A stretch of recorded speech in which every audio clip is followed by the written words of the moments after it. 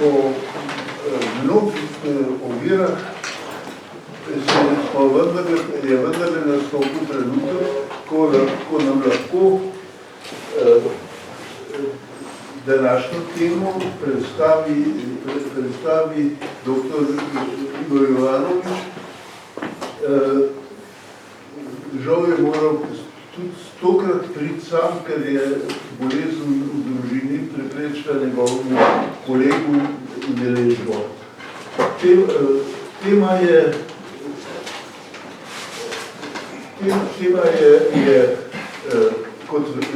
kot je napovedano v taborišču z Ano Frank, pričevanje Slovenke Anice Kovačič o zadnjih dneh Ane Frank. Zakaj pravzaprav gre, smo že čisto okvirno slišali ob enem od predhodnih predavanj naše drage prijateljice Milene Mirjeve Blažič. Da takrat smo se dogovorili, da bomo to temo slišali enkrat v celoti od raziskovalcev in končno po dolgih težavah, ki so vmes nastajale, se posrečil, da danes lahko pozdravim zaslužnega za to temo raziskovalca tega področja iz Hrvaške Istre in mu predajam besedo. Izvolite.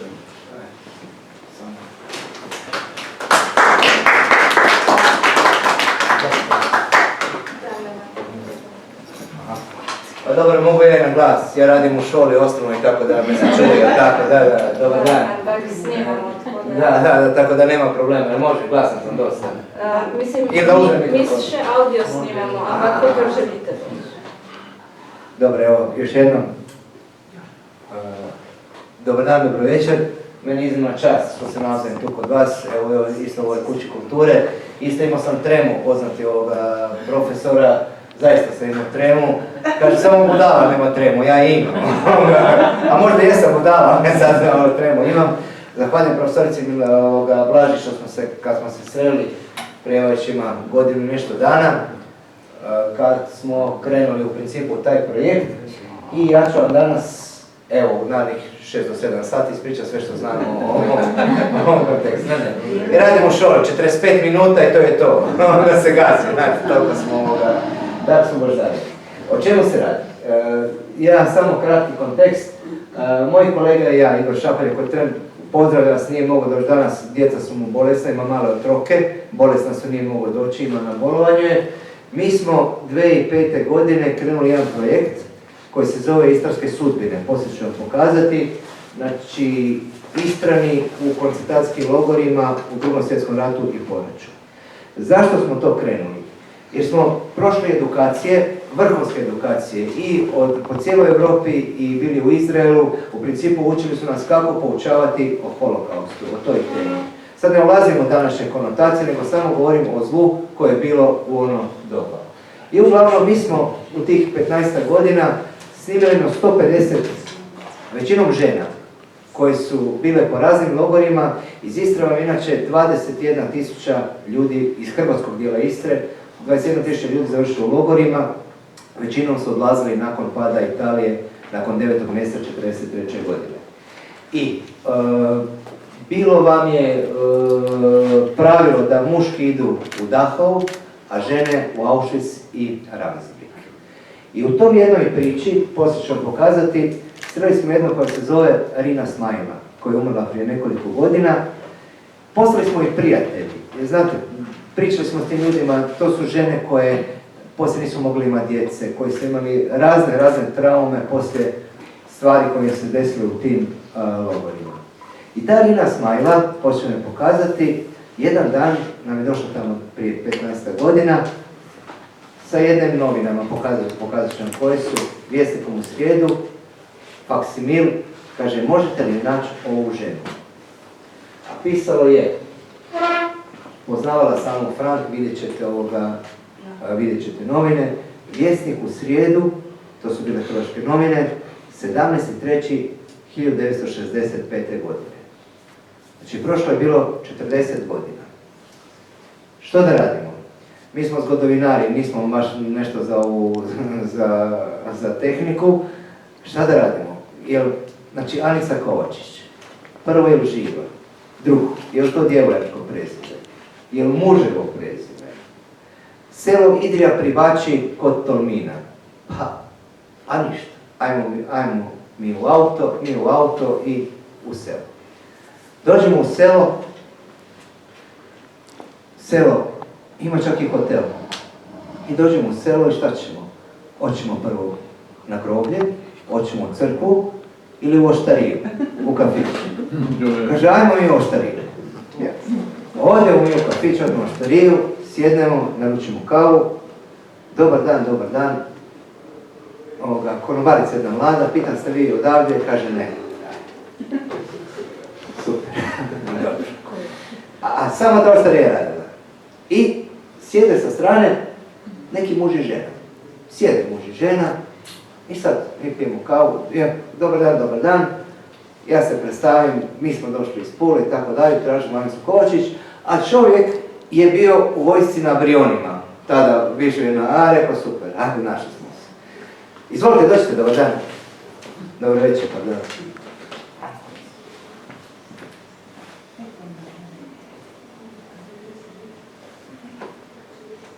I pitam, jel imate ovdje, jel znate vi Anicu Kovačić? Pa kaže, ona umrla. A ništa, popit ćemo kavu, platimo njeno piće, vratit ćemo se kući. I ja izvadim te novine što ćete vidjeti sada, a kaže ona da živa, imali ste 8 Anica Kovačić. 8. Samo se mijenjalo po nadimku, znate, nekad je bilo kod nas izri po nadimku. Kaže, ona živi u Tolminu, u stvari u Zatolminu, u staračkom domu. Hvala, platimo mi njima još jedno piće, odemo mi u Tolmin, dođemo tamo pokucamo na recepciju, dobar dan, mi bi treba to, a znamo ko je ta, odemo kod nje i sad tu počinje ta priča. Evo, sad ću vam ispričati tu priču, jer još 6,5 sati imamo pa je ovo. Znači, ona nije Anica Kovačić, ona je Ana Mislej. Ana Mislej je bila djevojčica, rođena 1923. godine u jednom malom mjestu pored Sežane. Ovo je ona i njezin brat, imala 3 brata, a ovo su nasljednici. To je ona poanta, da život ide dalje. Sve što prođete, život ide dalje. Ona nije mogla imati djece, ona je bila heroj. Ona je, kad smo mi nju upoznali, ona je bila u dubokoj staroj, ona je umrla 2019. godine. Do tada je 2 puta operirala koljeno, do tada imala je operaciju tako da nije mogla imati djece i do tada je prebolila 2 raka vezano uz dojke i tako dalje. Ali je bila junak. Uglavnom, počeli smo s njom priču, a nas je interesiralo to ta Ana Frank. Međutim, Ana Frank i Anica Kovačić, to mi je jedna te ista stvar i milion drugih Slovenki, Hrvatica, milion drugih žena koje su preživjele te stvari. Ja moram reći jednu stvar za hrvatski dio Istre. Znate, mi smo odrasli, moje ime je Igor, bilo vrlo popularno ime 70-ih i 80-ih, više nije popularno. U Hrvatskoj imamo druga su sve sa popularna. I ja sam odrastao na tim partizanskim filmovima i tako dalje, znate, i vi ste odrasli. Međutim, pravi junaci antifašističke borbe kod nas u Istri su vam bile žene. Zašto? Istru su zvali zemlja crnih facoli. Znate šta su marane? Zemlja crnih facoli. Zašto? Nakon što je krenula Romelova ofanziva, rašnoramena, nakon što je pala Italija, svo zlo se na Istru srušilo. U mjesec i po dana su te njemačke postrojbe opljačkale i popale 400 sela. Pobile oko 2.500–3.000 ljudi i 20.000 ljudi poslije u logoru. Nije bilo muškarca u istarskim selima. Muškarac je ili u logoru, ili u nekoj vojsci, ili u talijanskoj vojsci, ili se skriva, ili u partizanima, ili negdje u nekoj vojsci. Ko ostaje u selima? Ostaju žene, u spaljenoj kući gdje pada kiša, niko ne obrađuje zemlju, nema muškaraca, moraju one, sa čoporom djece koji treba prehraniti, treba odignuti selo, treba biti čovjek. Tako da vam kažem, bez obzira na sve junake, narodne heroje i tako dalje, najveći junaci istarskog antifašizma, odnosno drugog svjetskog rata u Istri su žene. A mi imamo tih svjedočanstva puno. I ja vam kažem da ja sam imao čast, Logatici tu malo blizu, 2020. godine je počela korona. Znači nekoliko mjeseci prije, ja sam imao čast preko Saveza nacističkih borca Logatica da intervjuiram zadnju narodnu heroinu bivše države. Zvala se, umrla je 20.21. u 101. godini, tako vi ste još mladi imate vremena. Zvala se Olga, zvala se Andrijana Družina, a ime je bilo Olga. Kodno ime, kao što je Ani bilo ime Rinjka. Ona je bila iz sela Bošt, od Trsta.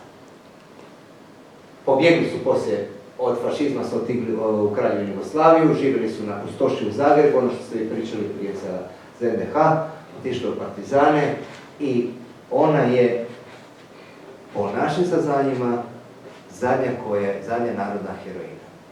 A samo jedna digresija da znate, i tu ću završiti, zadnji narodni heroj bivše države vam je umro prije 5 dana. Zove se Petar Matić Dule. Umro je u Beogradu, inače bio sela Irik, to je kod Fruške gore, i umro je u 104. godini. Eto, toliko. Da se vratimo na ovu našu heroinu. Život je bio vrlo težak, 20. godina, jer sami znate, 20. godine, Rapalskim ugovorom, dio Istre i dio Primorske i tako dalje preko Italiji, bila je teška fašizacija i ona je živjela, otac je bio bačvar, ona je živjela na ovom trokutu, Veliko polje, Postojna, Prstrane, tako su se selili. Ovo vam je namjerno stavljena fotografija, ovo je u Prestranku željeznička stanica, znate zašto? Jer tamo su išle deportacije u logore. Ovo je njezina fotografija negdje početak 40. godina. Bila je zgodna djevojka. Tipična slovenska, odnosno tipična istarska obitelj toga vremena. Otac radi neki zanat, njezin otac je bio bačvar, majka je bila domaćica, imala je 3 brata i normalno radila na zemlji. Evo, morate jedno, recimo, znati o ženama iz Istre, odnosno o mentalitetu u Istri.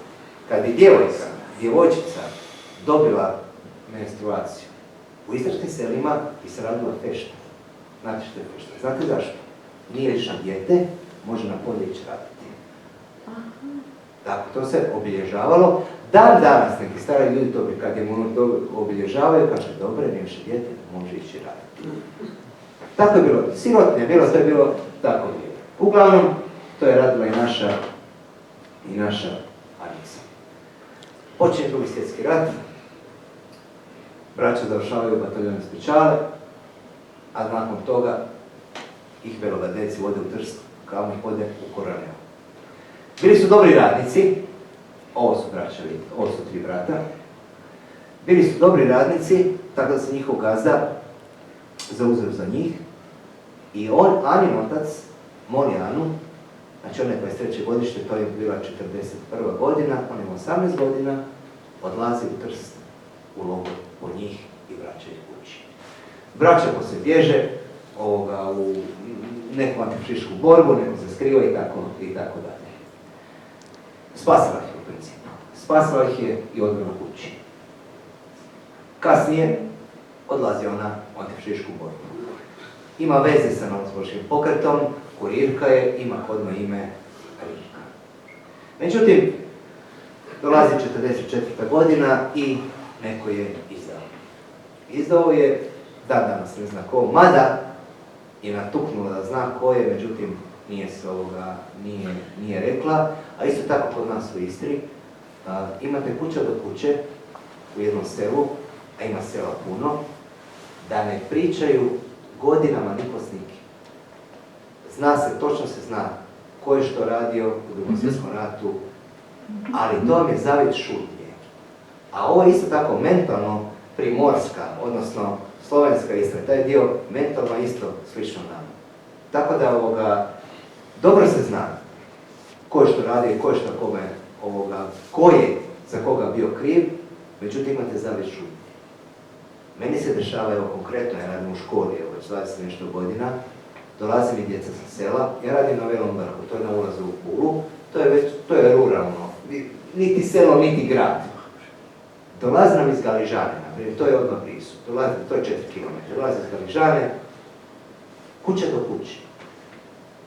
Djeca se ne druže, generacijama se ne druže. Ali onda, znate, niti ne pitajte. Ako oni ne pričaju, nema, dakle, meni onda pravo da to ispite, ne samo meni, nego i bilo kome. Tako da je to vrlo zanimljivo. Ta familija koja je osoba koja je izdala, dan dana živi tamo, ali samo ne rekla, oni tamo žive i dobro. Nismo mi poslije pitali, niti ona poslije rekla. Uglavnom sve je bila Julijana sluga. I tu vam ide ta priča vezano među i za Anom Frank, ali to mi je samo metafora. Julijana sluga je bila starija od nje. Bili su s nešto u rodu, obje su završile u logoru. Iz Nove Gorice su krenuli u Bergen-Belsen, jednog posljednjih transporta, znači to je bio prvi mjesec 1945. godine. Ovo je samo usporedba. Ana Frank je krenula tamo iz Nizozemske prema Auschwitzu, prema Bergen-Belsenu, a ova naša je krenula iz Nove Gorice u principu, a iz Istre najviše ljudi su išli iz Trsta. 99% iz Trsta, odakle iz Trsta iz Koroneo, odvrnih Koroneo. Mada imate jednu fantastičnu knjigu Italo Tebaldi, kompanije Viaggio, koji je obratio sve deportacije iz Italije. Prva deportacija iz Italije održala iz Pule, iz mog grada, 17.9.1943. godine sa ženske stanice. Onda poslije imate, ako ste čuli za Đorđa Balaševića, pjeva na stanici u Puli, pjeva o ljubavi. To je univerzalno. To vam je univerzalna stvar. Sad ćemo preskočiti taj Bergen-Belsen, to je bio logor. Prvo je bila kasarna, pa je bio logor, poslije koncentracijski logor i imate zaista, kada pogledate enciklopediju holokausta, kad pogledate logore sa prosjekom smrtnosti, znate koji su prva dva logora? Prvi vam je ovaj, a drugi vam je Kampor na otoku Rabu. Znate gdje je otok Rabu? Tamo su najviše slavili Slovenci i naši ljudi iz Slovenskog kontinenta. U Auschwitzu nije bio to takav udio smrtnosti koliko je bio gore. 18% je bio u Bergen-Belsenu, 15% u Kamporu na otoku Rabu. A ovdje drugi sve manje. Tamo je carevao kaos i tamo je bilo potpuni kaos i bio, znači tu je svašta se tom Bergen-Belsenu dešava. I poslije rata, to nam je Anica pričala i ove druge logore što su bile tamo, došli su Amerikanci, odnosno Englesi došli u logor pa ljudima davali jesti. Imate podatak, u jednom danu 800 ljudi umrlo od hrane. Znate, kad vi ne jedete i onda se odjednom najedete, odmah puca organizam. I u tom kaosu, gdje su ljudi umirali, ovo su fotografije sa interneta od engleskih vojnika koji su to snimali. Dolazimo do žice. Bodljikava žica je misao vodilja svakog logoraša. Ovo su barake, ako idete tamo, ide se prema krematorijima, to možete naći u literaturi. Anica Kovačić je rekla, ona je Ana od Milja Anica, poslije se udala Kovačić, kasnije ćete čuti što se desilo. Bila je druga baraka do krematorija. Ovo je prepisano iz novina koje ćete vidjeti.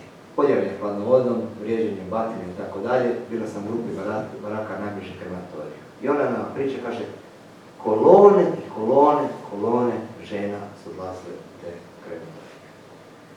I sad tu dolazimo do priče, odnosno do iste sudbine. Dvije cure, dvije djevojčice, jedna je imala tada 20, jedna imala 16, koja se zove jedna je Ana, a jedna je Anica, u principu obje dvije su Ane. Jedna je Frank, a druga je Kovačić. Ovo je jedna samo slikovna lenta vremena koja opisuje u principu njihov život, a to je metafora. Nije bitno ime, bitno je metafora tih osoba, tih djevojka koje su prošle tu sudbinu, odnosno to zlo Drugog svjetskog rata. I sad, evo idemo prema finalu. Ne zna ni ona. Jednog dana u januaru ili februaru, siječanj ili veljača, je, kaže, jedna suha, iscrpljena mlada djevojka, stala u žičanom ogradu i tužno plakala. Znači, ta opet žičana ograda, ta bodljikava žica, uvijek je u pozadini. Mislim da su roditelji mrtvi, nisu. Otac je preživio, znači sad govorim o Ani Frank, otac je preživio. Ona je stvarno Anica je lovila, i to ćete poslije čuti, zagrla je fizički i tješila i rekla, kaže, ajde izdrži, i rekla da će držati. Na naše pitanje, znači dolazi jedna mlada cura iz Slovenije, koja je pretpostavljena da zna talijanski, tu je bila Italija, zna slovenski, i dolazi u logor i sreće jednu Njemicu Nizozemku. Na naše pitanje, a kojim jezikom ste vi pričali? Kako ste se sporazumijevali? Osim što imate univerzalan jezik. A kaže, na češkom ili na poljskom? Ana Frank je prvo bila u Auschwitzu, tamo je bilo puno, mogla je učiti češki i poljski. Mislim, neke riječi. Znači, oni su se u principu na kraju sporazumijevali na kojem? Na slavenskom jeziku. Na jednom od slavenskih jezika. Što isto daje poticaj za dalje istraživanje. I ona je stvarno govorila da neće izdržati, ona je tješila, kaže, stvarno puno plakala, to što je poslije vidjeti samo ćemo proći, plakala je puno i imala je normalno, svi su imali kratku kosu, su bilo šišane i obučeno u logorsku odjeću, kaže, bilo u 3. baraci do moje. Znači, to su bile barake koje su bile blizu krematorija. Jedan dan, znači oni su se službeno, evo da pokažem, službeno tu piše 31.3. Međutim, da li je 31.3., da li je 15.3., da li je 1.3., nije to. One su se prema našoj Anici družile jedno mjesec dana, ona njoj stalno kopnila, dok jedan dan nije došao. A, znate, imate, to je usmeno svjedočanstvo, morate imati još neki dokaz. Počnete vidjeti, našli smo dokaze, puno tih žena koje su bile u baraci s njom i koje su pisale isto ono što je Anica nama rekla i što ćete čuti.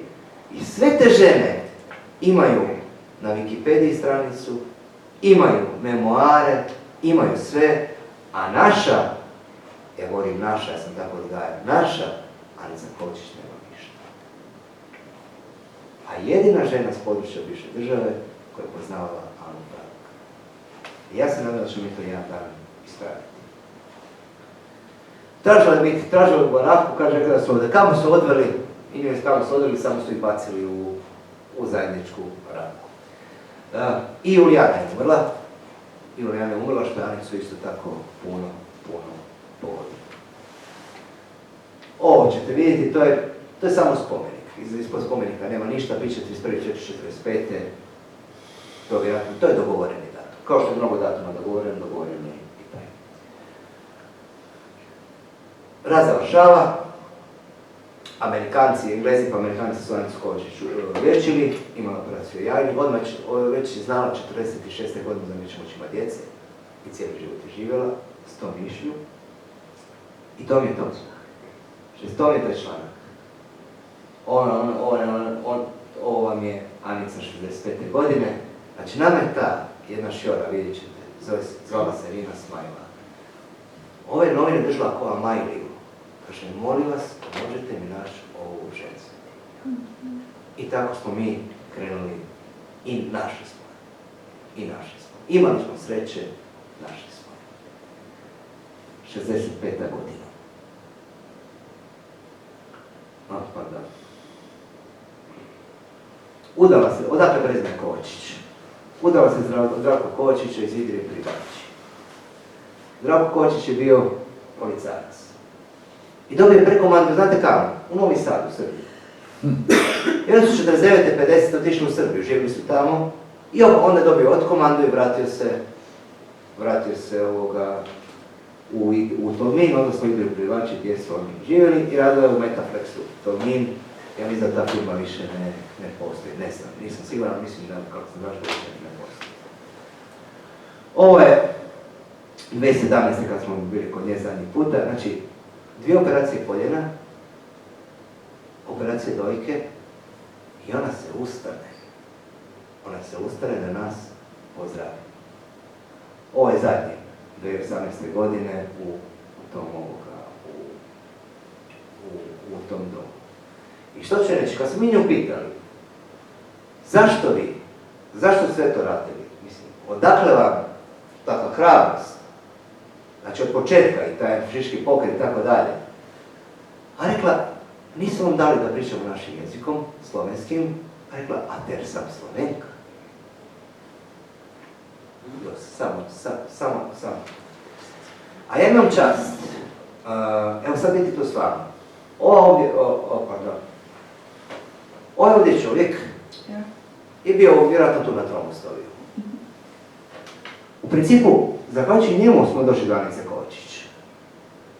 Ovaj čovjek je 68. godine, početkom 60-ih napisao knjigu Tragovi Ane Frank. Pronašao je 42 osobe tada, koje su bile žive, koje su nju poznavali. I knjiga je izašla i kod nas je tada u Jugoslaviji je bila prevedena. I na osnovu te knjige su našli Anicu Kovačić, koja je tada bila, znači, 43. osoba na svijetu, koju je poznala. Knjiga je prevedena, imate na slovenštini, ima na hrvatskom i tako dalje. Više prevedena je ta, 60-ih više nije. I sad, ovo su žene, ukratko, koje su nju poznavale, koje su s njom bile u ruku. Ovo, znači Hanna Gosner. Ovo ovdje, ona živa u Nizozemskoj. Onda ova Irma. Sve ovo što vidite, što piše, je nama rekla i Anica Kovačić. Znači dokaz da ta priča nije izmišljena. Isto. Anica Blitzkenig, ovo Nane Blitzkenig i tako sad ovo su to strašne priče od žena koje su bile s njom u Varaci. Međutim, da se vratimo na njih. Znači, to je samo dokaz, ima. Ali ove, znači, te 40, to nisu unutar te 42 osobe, to su kasnije snažne te žene. Te 42 osobe su i rodbina i tako dalje. Tako da nisu 42 osobe, ali sad nema veze. Uglavnom, ovo je poanta. Znači, dok živimo, ne smijemo zaboraviti na patnje, stradanje, poniženja, na nevine žrtve i zločine. Ovo je univerzalna poruka. Mi danas živimo u svijetu kako živimo, puno se toga izokrenulo, puno je toga naopako. I što će biti, ja iskreno nisam baš neki optimista sad. Šta će biti, bit će. I još jedna stvar, a to bi Englezi rekli legacy, odnosno ostavština. Dnevnici. Vidite ovi tu, ovi dnevnici. Nije to dnevnik. Ovo je od Ane Frank, gore, ovo dolje od Anice Kovačić. To nije dnevnik. Znate što je to? To su imena i prezimena logoraša. To je nevjerojatno koliko ste logorašice držale između sebe kontakte. U cijeloj bivšoj državi. Broj telefona, lako danas, znači govorimo 50-60 godina, adresa, broj telefona, udana, neudana, nevjerojatno koliko ste držale tu svoju komunikaciju i tu vezu. A iskreno da vam kažem, jedina zemlja u bivšoj Jugoslaviji koja je radila srećanja, znači susrete logoraša je Slovenija, nijedna više. Ja znam, zadnji put je bilo 87. u Portorožu i znam da su ima ne monografiju, nego popis žrtava Auschwitza i Ravensbrücka i svega toga. Jedina zemlja bivše Jugoslavije, mislim dolazi su onda i druge logorašice, a koja se brinula o tome je bila Slovenija. Kolega moj i ja imamo 150 svjedočanstava tih žena i kad pitamo zašto nikom niste rekli, znači mi krenemo raditi 2005. Rat je završio 45. I radimo to do 2015. 16. Dok su ti ljudi bili živi. Žena kaže, a nikome nije pitao. Dok duši treba i odmah. Vi ne možete, prvo trebate, znate ona dvojba, ne možete doći, dobar dan, sam bili u logoru, možete mi nama ispričati kako je to bilo. Ne možete vraćati ljude i tako dalje, što bi rekla ova Katarina, kaže, vi kad jednom uđete, vi nikad više ne izađete. Uglavnom, ovo nisu dnevnici. Ima adresa, ima nekoliko poruka njezinih kolegica. Međutim, više nego vrijedna ostavština onoga što je nekada bilo. Pa samo taj popis. Samo taj popis. I ne ažuriran. Samo taj popis za se šta je već nešto. Jer će neko drugi pronaći. To je moj pranona i tako dalje. Eto, to je bilo to. A sad, ako možeš pomoći da stavimo onaj video. Ja znači što ja radim u školi pa bi stavio Smajlić, a neko dan dolazi neće staviti Smajlić, teška je tema.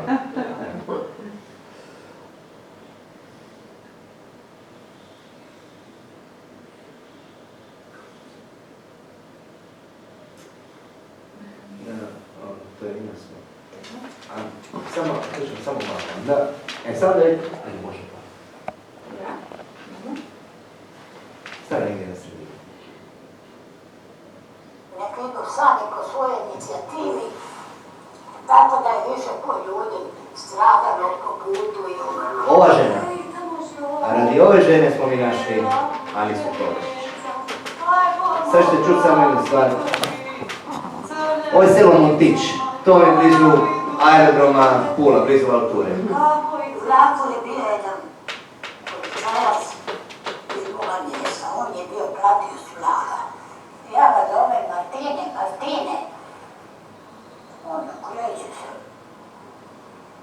Ne reagira. Otiše dalje. Pozme neko vreme, opet se vrati. Ja opet ga zovem Martine. On je od slova, kaže, Rina, šta ti si to? Ja sam imala 38 kilograma, nijedne kose na glavi ko mi tu. Ja sam njemačke, ja sam spavala prvu nekoliko vremena. U vrtu, pod kopom slame. Kaže, nisam se mogla prilagoditi, onda moja majka plaće, pa kaže, dijete, nećeš uvijek spavati vani. I nekako sam počela polako i tako da sam se oslobodila. Iz Kotara Usaoha predlagali su me da idem u učiteljsku školu u Opatiju. Ali ja sam bila mlada i nekako, znate kako su gledale te djevojke. Ja sam bila tako mršava, bez kose, bez niš i ja nisam htjela prihvatiti, poslije mi je bilo krivo, ali već je to prošlo i tako. Ti su me poslali u Rijeku i tako da sam počela tamo raditi, ali meni se nije sviđao taj posao u policiji, jer meni je rata bilo dosta i ja sam poslije išla raditi u trgovima. A 17 godina sam imala da sam otišla u Logu. Svakog dana sam ja jedna logorašica i među najmlađih. Žao mi je šta mnoge moje logorašice jake su nemoćne, bolesne i ne mogu svoju priču ispričati koje su bile više vremena u Logu nego ja. A puno ih je umrlo, tako da ne mogu da svoj život ispričaju. To je meni teško. Jer su patile više vremena bile nego ja. I puno od njih nisu nikad ni djece mogle imati.